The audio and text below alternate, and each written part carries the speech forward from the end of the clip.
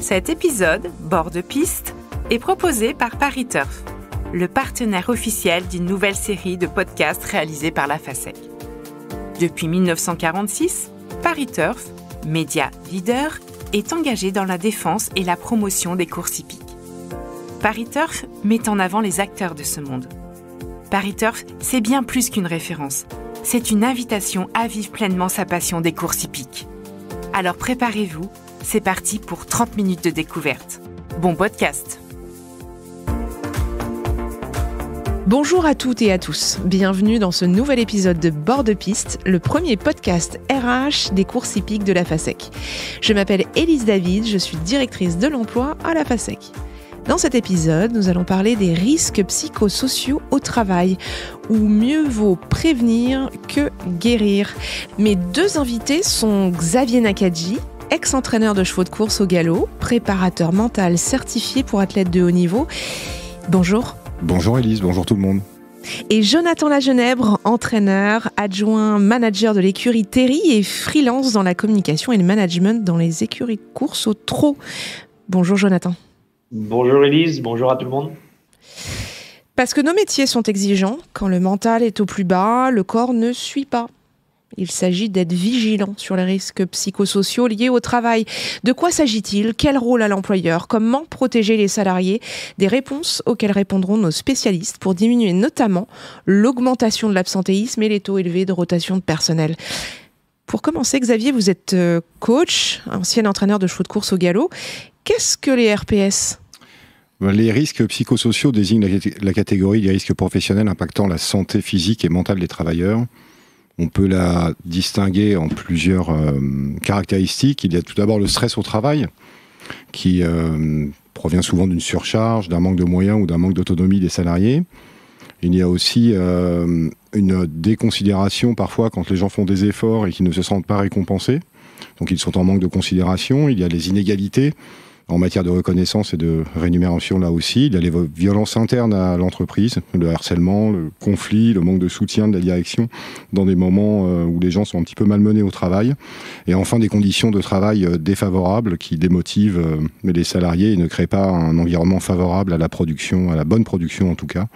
Et tout ceci sont des risques psychosociaux qui peuvent entraîner une équipe vers le bas et une entreprise à moins bien tourner qu'une autre.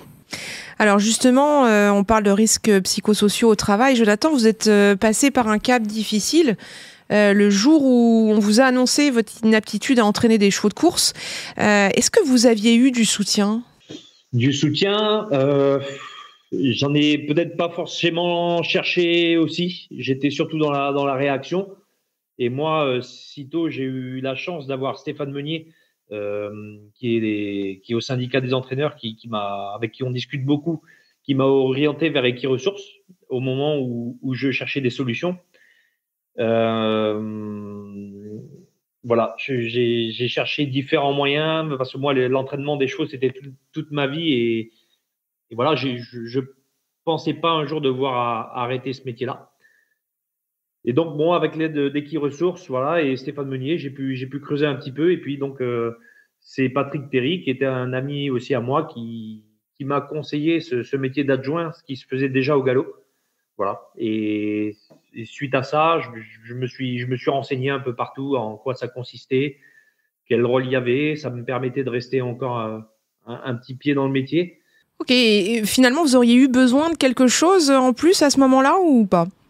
Ouais, disons que si j'avais pas eu, on va dire, l'aide de Patrick Terry, oui, je pense que à ce moment-là, j'aurais eu besoin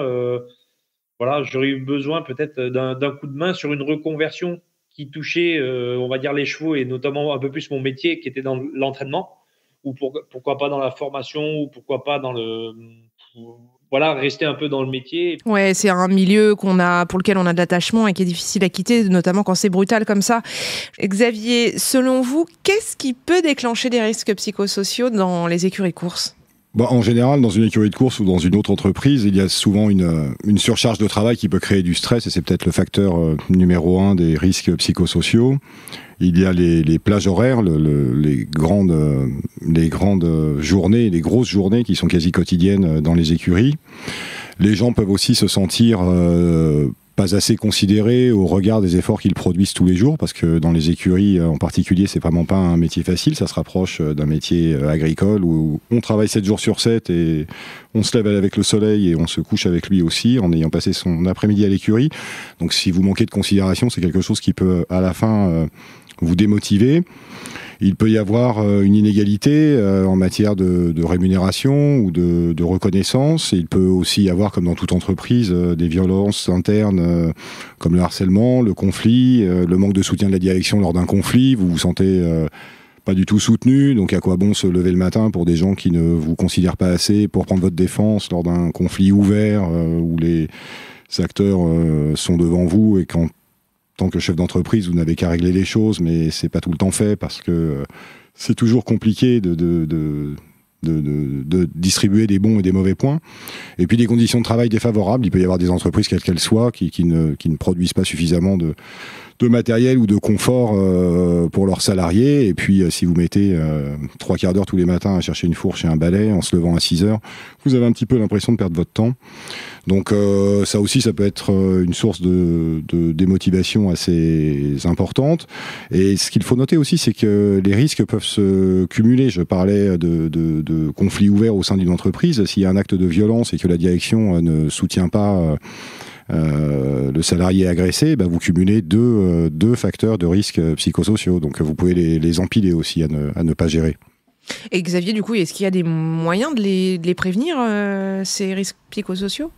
En entreprise, je pense que la proximité avec ces forces de travail est un atout vraiment majeur, parce que un simple bonjour tous les jours, quotidiennement, à chacun de ses salariés amène quand même un lot d'informations. Si quelqu'un est jovial en vous répondant tous les matins à 6 heures et que tout d'un coup il marmonne un bonjour à peine audible, c'est qu'il s'est passé quelque chose entre la veille et le lendemain. Donc ça, c'est une façon de prendre le pouls de ces forces de travail. Et puis il faut aussi bien interpréter ce que l'on entend et ce que l'on voit, parce que il faut pas se mettre à sa place de patron tout le temps, mais il faut aussi se mettre à la place des salariés. Et puis ce qu'ils donnent à voir à l'écurie n'est pas forcément représentatif de ce qui se passe chez eux, par exemple.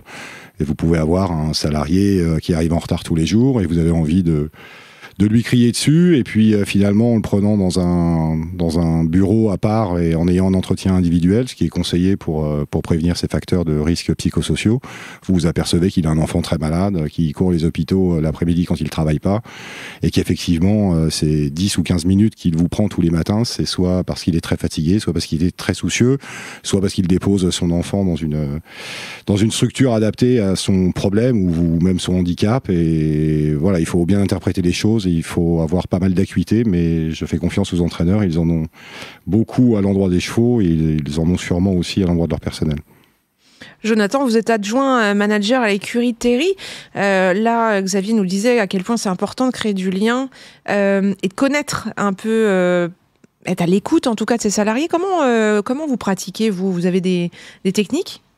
Ouais, justement, moi dans mon rôle d'adjoint, je reste très proche du personnel, et moi, même en tant que formateur à l'époque, quand j'étais entraîneur, je partais toujours du principe que les gens qui travaillaient pour nous, ils travaillaient pour notre image, pour notre nom qui était sur les programmes, et qu'il fallait surtout en faire attention. Aujourd'hui, on le voit avec le manque de salariés, qu'on a un salarié chez soi, c'est de l'or. Mais il faut leur donner de la considération, de la reconnaissance. Et aujourd'hui, moi, à l'écurie Terry, disons qu'ils viennent plus facilement me parler à moi, déjà par le tutoiement, parce qu'on se connaît par rapport au patron où il y a le vouvoiement. Et il y a des choses qui sont plus simples à aborder ou à dire directement à moi, qui peut les retransmettre à mon patron, directement, que eux aillent voir le patron, et puis pour je sais pas, peut-être se faire passer pour, on dirait, des pleureurs ou des gens qui se plaignent et tout ça. Mais aujourd'hui, faut être à leur écoute. Et les frères Terry, je pense qu'à la base, m'ont embauché essentiellement pour ça, c'est pour mon côté humain. Et voilà, je suis vraiment à l'écoute des salariés, parce qu'ils travaillent beaucoup, comme Xavier l'a dit. Ils travaillent beaucoup, c'est pas forcément eux qu'on met en avant lors des victoires. Donc je fais en sorte déjà qu'ils aient l'écoute attentive. Et encore une fois, comme vous l'avez dit, la moindre alerte et tout ça, moi, je m'empresse d'aller leur parler, voir si tout va bien. Je les ai au téléphone assez souvent. Et nous, on va dire, pour que notre écurie marche, il faut que aussi les salariés soient bien, parce que c'est les écuries Terry qui gagnent des courses, mais s'ils n'étaient pas là et s'ils donnent pas leur pleine mesure en étant bien au travail, ça ne marcherait pas, quoi. Ça ne marcherait pas. Notre système ne marcherait pas. Xavier, vous avez vécu malheureusement une expérience un peu similaire à celle de Jonathan, des heures difficiles au moment de la cessation de votre activité d'entraîneur. Comment avez-vous géré mentalement ce coup dur de la vie aussi ? Dans mon cas, j'avais eu la chance de consulter un psychanalyste très tôt, parce que ma paternité, avant 30 ans, avait remué des choses de l'ordre de l'intime qui m'avaient poussé à consulter. Et donc j'ai commencé assez jeune, à 28 ans, à aller chaque semaine m'allonger sur un divan pour me raconter ma vie. Et même si ça ne m'a pas empêché d'éviter un échec professionnel, puisqu'il faut bien avouer que cette cessation d'activité est vécue quand même comme un échec, on ne peut pas en faire une réussite, mais cela m'a quand même éclairé sur ce qu'il se jouait entre cette passion dévorante et mes réelles inspirations en tant qu'individu. Et le chemin fut compliqué pour trouver un moi sans les chevaux, mais finalement, si je suis ici aujourd'hui pour parler de santé mentale, c'est par le désir, après toutes ces heures passées à dialoguer avec un professionnel, que j'ai trouvé la force de passer un diplôme en adéquation avec mon expérience et mes envies, d'aider l'autre et d'écouter les gens et de les réparer en quelque sorte. J'ai passé pas mal d'années à tenter de réparer des chevaux et je me suis aperçu qu'on pouvait aussi réparer les gens, et ces 25 années quasiment de psychanalyse m'ont servi à reprendre mes études et à accéder à une profession qui aujourd'hui me convient. Et tout ce chemin était difficile parce qu'on n'imagine pas qu'il puisse y avoir une vie après avoir été dévoré par autant de passion. Avoir passé autant d'heures dans une écurie, à y penser, à vivre dedans, je ne me voyais pas faire autre chose ou vivre autrement. Mais cette psychanalyse, même si, encore une fois, je le répète, c'est pas une baguette magique et ça m'a pas empêché d'aller dans le mur, ça m'a quand même éveillé sur qui j'étais, ce que j'avais envie de faire, et que finalement la vie était belle et qu'il y avait encore plein de belles années au service des autres, si c'est votre choix, mais il y avait encore plein de belles années pour s'accomplir et aboutir à un chemin différent mais tout aussi passionnant. Ouais, du coup, vous cherchez votre chemin et comment vous y êtes pris justement pour trouver le vôtre, et comment notamment on trouve celui de chacun dans une écurie? Le rôle de chacun, c'est encore une fois par la proximité la proximité avec son personnel qu'on peut les mettre dans des rôles qui leur conviennent. Et encore une fois, je fais un parallèle. Je viens de parler de psychologie ou de psychanalyse qui tend à réparer les gens, et on peut faire la même chose à réparer les chevaux. Là aussi, tous les entraîneurs ont une acuité, une oreille très attentive sur leurs chevaux. Ils savent quand est-ce qu'ils peuvent démarrer leur carrière, quand est-ce qu'ils doivent arrêter leur carrière. Je parle des chevaux, leur distance, leur terrain de prédilection, leur tactique préférée. Si vous êtes capable de faire ça autour d'un cheval, vous êtes aussi capable de le faire autour des gens, et savoir que un tel ou une telle n'aime pas voyager avec les chevaux, c'est pas celui que vous allez mettre en premier sur la liste des voyages. Savoir que celui-ci n'aime pas galoper à grande vitesse sur le gazon le mardi, vous ne le mettez pas sur le gazon le mardi. Et vous pouvez comme ça découvrir les gens, les connaître sur le bout des doigts et leur donner des journées conformes à leurs attentes et conformes surtout à leurs capacités, parce que tout le monde n'est pas pareil et tout le monde n'est pas doué dans tout, et il faut trouver à chacun une place où il puisse être valorisé, considéré, et pas en échec quotidien parce que vous lui réclamez une tâche qu'il n'est pas capable d'accomplir. Ça, c'est comme quand vous courez un cheval et que vous l'accusez d'être 3 fois nulle part. Il est peut-être mauvais, mais vous êtes peut-être sur la mauvaise distance, vous êtes peut-être sur le mauvais terrain, vous avez peut-être la mauvaise tactique, vous l'avez peut-être mal jugé. Donc chaque salarié, en étant proche d'eux et en disséquant un petit peu leurs qualités et leurs défauts, vous devez pouvoir leur trouver chaussures à leurs pieds dans l'écurie au quotidien, sans qu'ils subissent des situations d'échec régulièrement. Jonathan, vous travaillez aussi là-dessus à déceler les points forts et les points faibles des collaborateurs de l'écurie Terry? Bien sûr, on est très attentif à ça. On a des fois des salariés qui viennent à la maison pour courir en course. Ils ont leur chance, la plupart du temps, ils y arrivent d'ailleurs, parce que justement, on leur donne cette chance et ils en sont reconnaissants. Mais il y en a des fois qui sont pas forcément faits pour ça, mais qu'on arrive à rebasculer ailleurs. Ça peut être dans la responsabilité des soins aux bons chevaux, gérer une cour, gérer des transports. Voilà, comme a dit Xavier parfaitement, chacun peut avoir sa place dans une écurie. C'est à nous de bien ouvrir les yeux, de discuter avec le personnel, d'être attentif à leur capacité. Et voilà, on arrive toujours à trouver la place à quelqu'un et en les encourageant, en leur faisant confiance, c'est surtout ça, c'est quand on leur donne des responsabilités, en général les salariés vous le rendent bien. Et voilà. Et ça profite aux chevaux. Et ça profite aux chevaux, exactement. Ouais, Xavier l'a bien dit, le parallèle, finalement, salarié heureux, cheval heureux, la combinaison est là, d'autant que le cheval est un véritable miroir de nos émotions. Les problématiques psychologiques, elles sont pas faciles à identifier. Xavier, est-ce que vous avez déjà été concerné par un salarié violent, menaçant ou manipulateur? Et comment vous l'avez géré, si c'est le cas? Bon, j'ai pas de souvenir de cas extrêmes au sein de mon écurie, mais néanmoins, je me suis déjà fait prendre au piège de confier des responsabilités à quelqu'un qui les demandait, parce que ça m'arrangeait bien à l'instant T que quelqu'un se fasse un pas en avant pour prendre des responsabilités dans une écurie qui s'agrandit. Et puis, finalement, j'ai dû déchanter parce que la personne n'était pas assez compétente ou trop rigide et ça ne correspondait pas à mon management. Et dans ce cas-là, c'était ma propre erreur de jugement. Et après quelques mois, j'ai dû faire machine arrière en convoquant le néo-responsable pour lui dire que je m'étais trompé, que je n'aimais pas sa façon de manager, que les soins étaient faits d'une façon qui ne me convenait pas non plus, que j'avais peut-être mal compris, mal vu, mal jugé. Et puis avec un peu de bienveillance, on pouvait proposer à la personne de soit partir parce qu'il avait vraiment l'ambition d'être responsable ailleurs et qu'il n'aurait pas cette place ici, ou alors d'aller vaquer à un autre poste. Ça pouvait être le voyage par exemple, on a quand même des partants quasiment tous les jours. Mais ça m'est donc arrivé de déchanter en ayant confié des responsabilités et le salaire qui va avec et le contrat qui va avec à un salarié, puis de devoir faire machine arrière. Mais encore une fois, c'est pas le salarié que j'accusais, c'est moi-même. Parce que c'est moi qui l'avais choisi, c'est moi qui lui ai proposé la place, c'est moi qui me suis trompé, c'était à moi de démêler tout ça, donc ça se passe toujours dans un bureau, toujours avec de la parole, et puis même si les gens sont pas contents, il faut quand même rester assez ferme sur ses positions. Vous pouvez pas dégrader quelqu'un et puis regretter ensuite, on peut pas faire le yo-yo comme ça avec les gens sans cesse. Donc tout en étant ferme sur la nouvelle position qu'il aurait dans l'écurie, je faisais acte de contrition en disant que je m'étais trompé, que ça ne me convenait pas. Jonathan, vous avez vécu déjà une expérience aussi comme ça peut-être vous, à titre d'entraîneur ou dans l'écurie Terry aujourd'hui?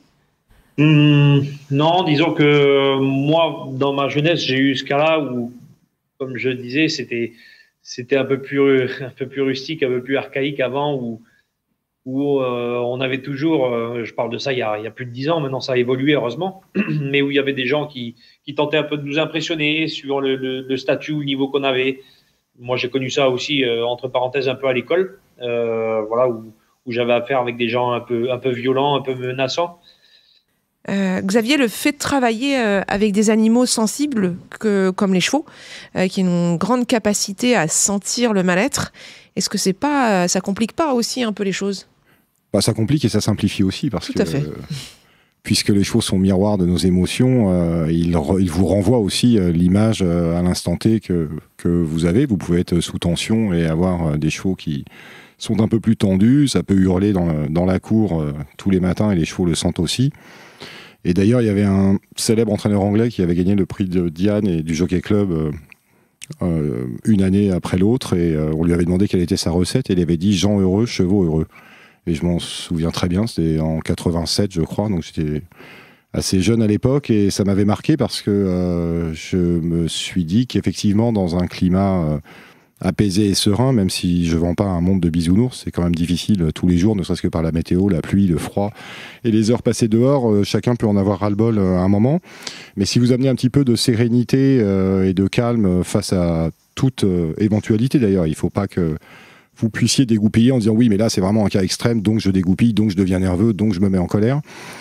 Si vous réussissez à garder votre calme et à apaiser un petit peu tout le monde, être un facilitateur d'émotions, je trouve que les chevaux sont eux aussi plus calmes, pris dans un moule, pris dans une routine, sans hic-up, sans hoquet, sans haut en bas tout le temps. Je trouve que ça favorise la performance tout simplement. Moi j'ai eu des périodes, surtout quand je me suis installé, où les choses n'étaient pas faciles parce que on démarre de pas grand chose, on est attendu au tournant, il faut faire sa place.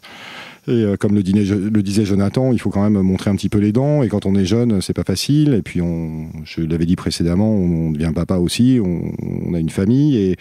Et j'ai eu des moments de tension qui aussi, avec la psychanalyse, se sont apaisés parce que j'ai pu prendre du recul sur les choses. Et j'ai pu comprendre aussi qu'à froid, on réagissait beaucoup mieux qu'à chaud et que réfléchir dans son coin pour trouver des solutions était bien plus productif pour le personnel, bien évidemment, et les chevaux en miroir, que de s'énerver, de taper dans les murs et de claquer les portes. Je pense que les chevaux ne sont pas à l'aise dans une routine qui n'en est pas une, qui va à hu et à dia et qui crie dans tous les sens. Chacun a sa méthode, mais je pense quand même que la sérénité, le calme et les habitudes profitent aux chevaux, et s'ils sont comme ça, c'est que vous l'êtes vous-même par votre caractère et votre façon de manager.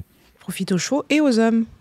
Absolument. Je vais peut-être rentrer un peu dans les clichés, messieurs, mais globalement, dans notre écosystème des courses, on est un peu dans la dynamique de se dire, tout ce qui est problème psychologique, c'est un sujet un peu à part, qu'on n'aborde pas trop. On a plutôt, on est dans un milieu de sportif où sois dur et tais-toi. On est un peu dans ce principe-là. Quel est votre regard par rapport à ça ? Je vous laisse répondre, l'un ou l'autre. Jonathan. Ouais. Oui. Moi, je trouve que il y a quand même eu du progrès par rapport à ça. Moi, l'exemple que j'avais de flagrant, je vois par exemple les jeunes entraîneurs. Moi, je vais citer des noms comme Charlie Mottier, Alexis Grimaud, Marc Sassier, Alexandre de Jésus. C'est des jeunes qui ont connu le métier à la dure et qui se sont dit, comme moi-même à l'époque quand j'étais entraîneur, le jour où je serai entraîneur, je ne ferai pas comme on m'a appris.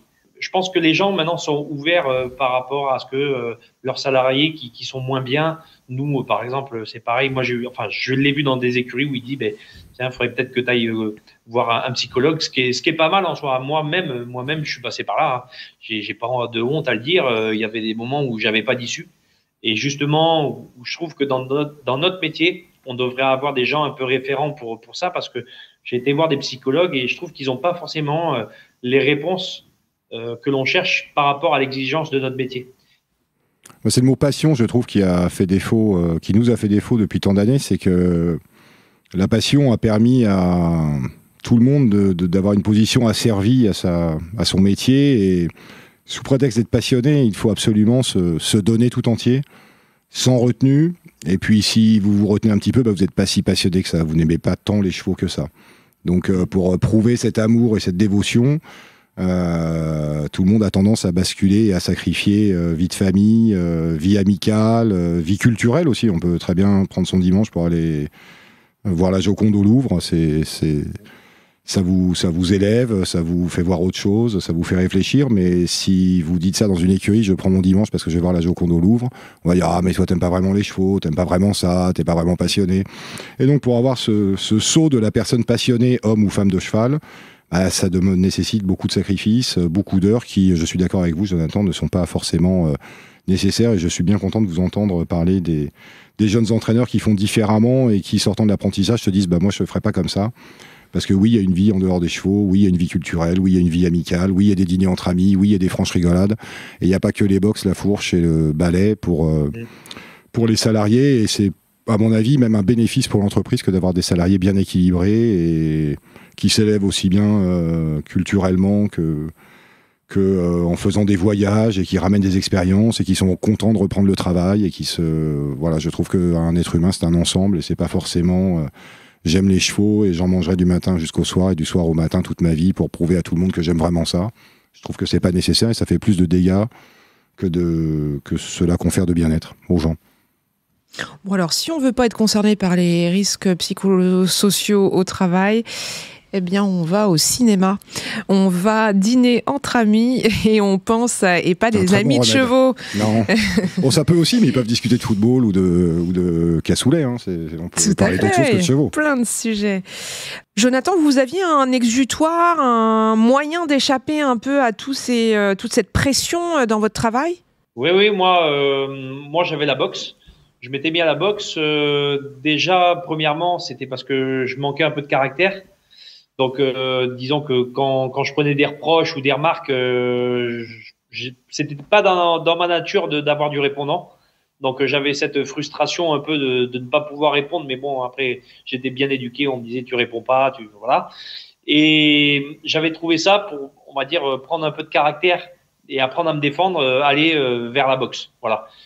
Donc, c'est une échappatoire. Et puis vraiment, tous les soucis que je peux avoir à l'écurie ou les problèmes, voilà, je vidais mon sac un peu dans ce sport. Ouais, le sport peut être véritablement thérapeutique.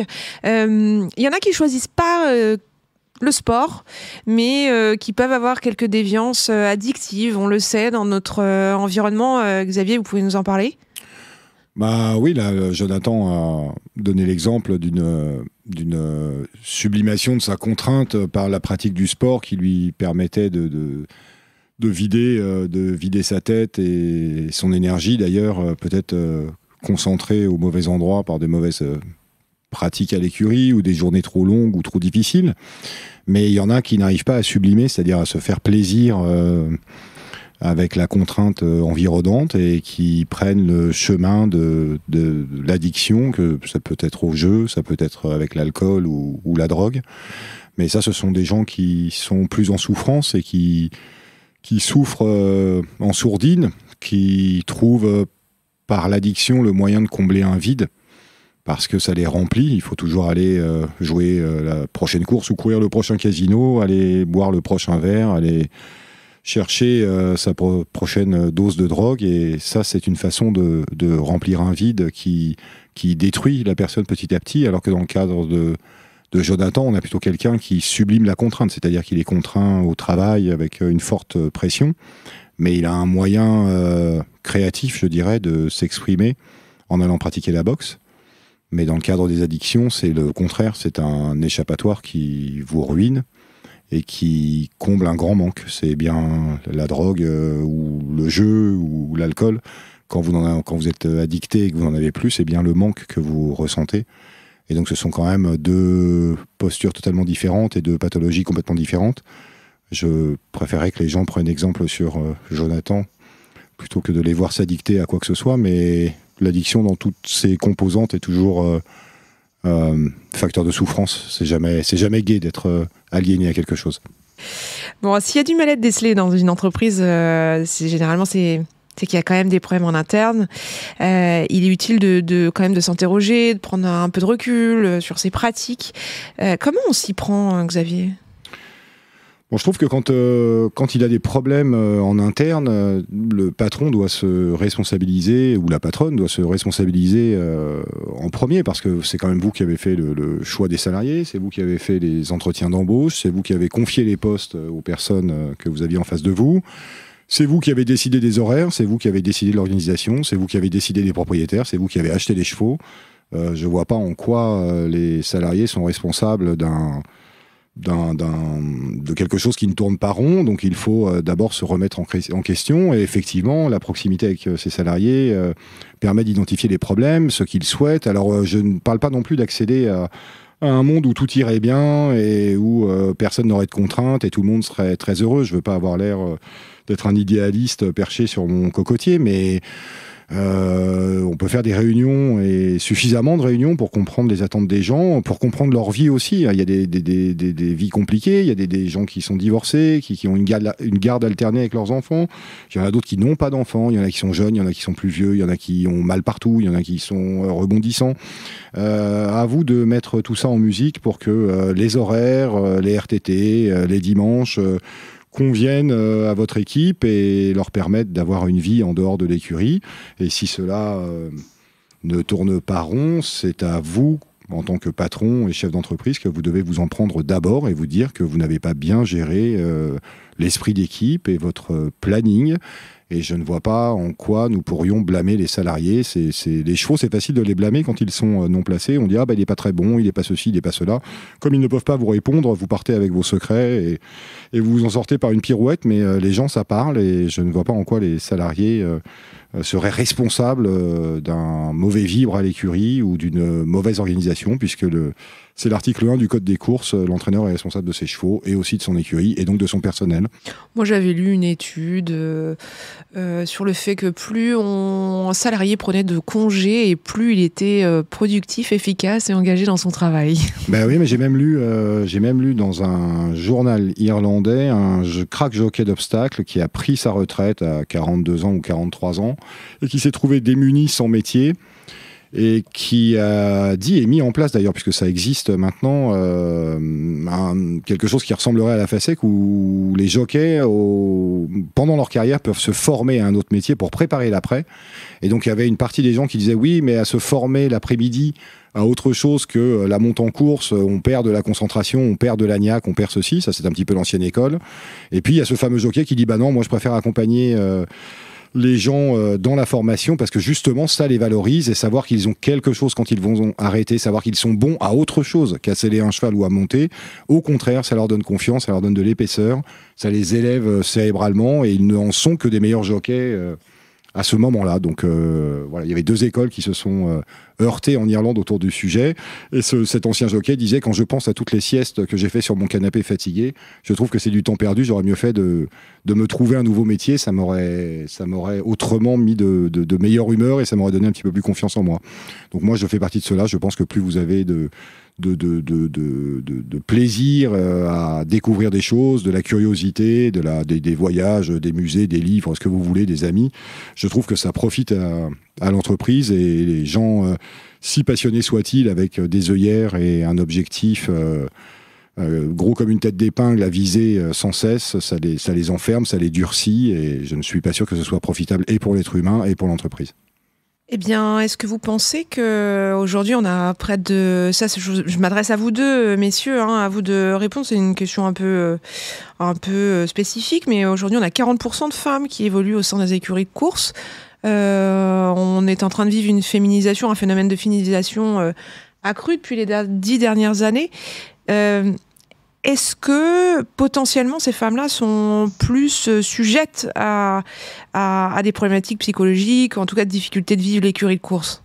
Bon, je pense qu'il y a une grande différence entre les hommes et les femmes, c'est la maternité. Je pense qu'à un moment, une femme pense avoir un enfant, faire un enfant, puisqu'elle le porte. Et ça peut être une contrainte ou une étape dans la vie d'une femme que ne rencontre pas un homme. Un homme peut attendre aussi longtemps qu'il veut pour avoir un enfant.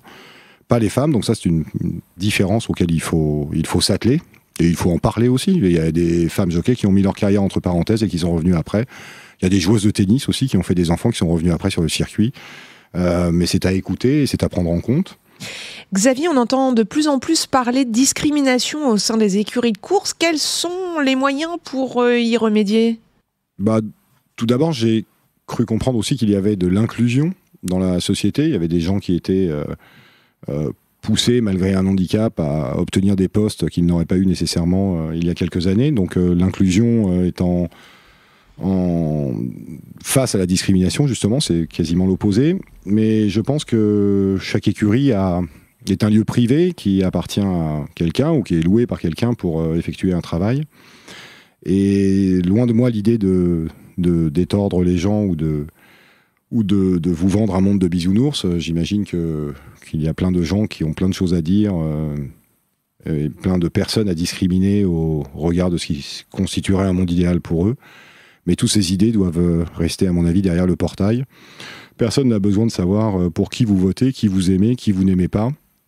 Vous prenez un poste dans une écurie, vous avez des horaires, vous avez un salaire, vous avez une tâche qui vous est confiée. Je ne vois pas en quoi quelconque discrimination vis-à-vis d'autrui aurait sa place dans n'importe quelle entreprise. Ce n'est pas que les écuries.